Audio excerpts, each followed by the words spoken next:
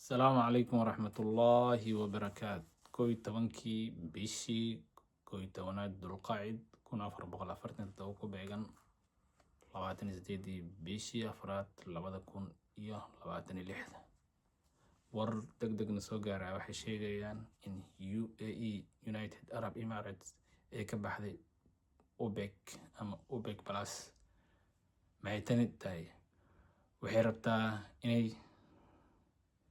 rabtaa in xorriyad gaarto wax soo saarka OPECna waxay leedahay quota ama wax xadidan soo saarka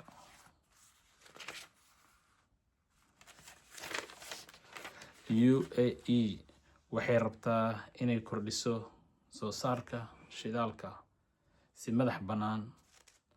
Labo, saameynta ku yeelan karta suuqa shidaal. OPEC waxay isku dayeysaa inay xakameyso suuqa haddii dal muhiim uu ka baxo awoodda ururka way daciifaysaa.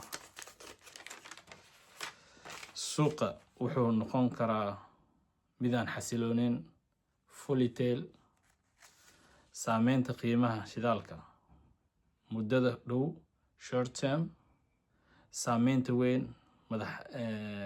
maxay yeelan kartaa sababaha dhibaatooyinka kale sida xiisadda Strait Hormuz.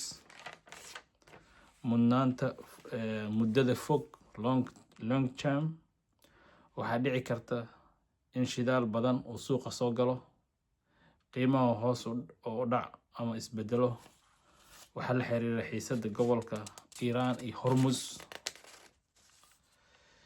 iyo isbedelada nidaamka tamarta caalamka.